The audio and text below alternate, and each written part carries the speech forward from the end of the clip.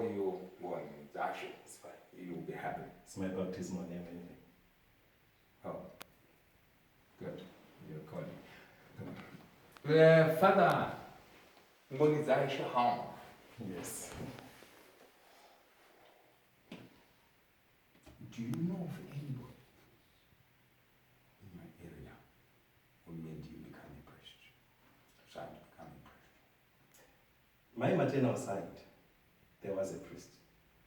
They say that he died during the Liberation War.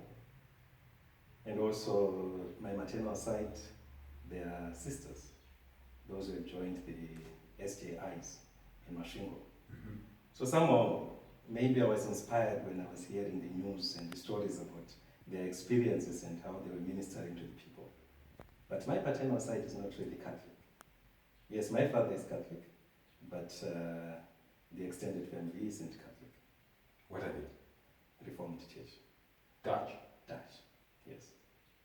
Oh. So you've decided to spend the rest of your life without having children and a wife? That's what I felt God was calling me to become. A priest. A Catholic priest, for that matter. Yeah. What's your take on celibacy? For me, celibacy is all about the love of God. God who has loved all of us, who has shared his love with us, who loves everyone without limits, without boundaries, and without attachment. A God of love. And that's how I understand the vow of celibacy, as that self-giving, that love that we share with everyone. So you think us who don't believe in celibacy, we are not holy? No.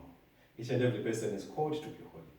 Actually, the Vatican II Council talks about the universal call to holiness. In each and every particular way of life that we live, we are all called to be holy. In your marriage, marital life, in single life, and for us as priests, as religious. According to Genesis, the book of Genesis, chapter 2, it says, God shall give you what you can handle. Yes. I'm not so sure about that phrase. No, I'm telling you. Okay. It stretches to the most popular verse in that section. It says, no man shall be alone. Yes. No man shall be alone. But the preceding paragraphs, they talk of what I've just told you, that God can only give you what you can handle. Yes. True or false? It is. Can only give you a company that you can handle. And if you misuse it, you take it away. True. You were given priesthood. Mm-hmm. Are you going to handle it? Do you hope to handle it? Like what you have said, that God can always give you what you handle. And like what you have actually said, that God never wanted people to be lonely. As a priest, I am not alone, and I am not lonely, because I have God at the center of my life. You've got God at the center of my life. And we have God, of course, the Father, the Son, and the Holy Spirit. And the community, the redemptorist community that I stay with. So, in that aspect, I think God has actually given me something that I can handle. But at the end of the day, it's all about grace. It's all about the gift of grace that God gives to us so that we are able to handle everything. On our own, we are not able to handle it, but it all comes back to the gift of God. And finally, when you die, you're going to be buried in Shawash Island? No. Why not? What's your will? I wish to be buried in Tafara. Why not? Why? That's where the redemptorists are. The send of my early years. Did you write a will to that effect? I did. Ah, well. Of course, yes, suppose if I die, they can even change it, but this is my wish. Well, Archbishop Ndlovu might decide you are going to be buried in Shawash, isn't it? Yeah, as a redemptorist, I also have a vow of obedience even in death. I may be compelled to be obedient and to be buried in Shawash. Who knows? what are the challenges that you have faced during your short period as a priest so far? Or you have none? If you don't have any, don't crave it. Is there any life without a challenge? Yes, there is. For the priest's life, I think you always face the challenges that you face, especially in your own spiritual life, in your own pastoral life, and in your own personal life. These are all the crosses that we carry each and every day. How do you respond to the voice of God who calls each and every day to you? Sometimes God calls you to do something and you feel like, maybe this is not what I want to do. So these are all the challenges that you face in your own spiritual life, personal life, and pastoral life. But above all, there's also not the challenge to priesthood, because many people, when they talk about priesthood, they always focus on the challenges. There are also the joys of priesthood. And yes, you faced any challenge that might have prompted you to resign, to stand down. Not yet. And trials. Not yet.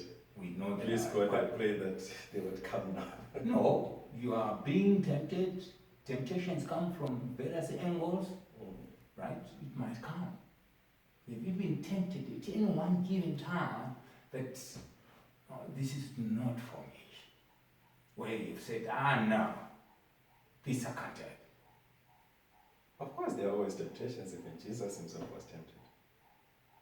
That's the answer that I wanted you to give. That Jesus was tempted.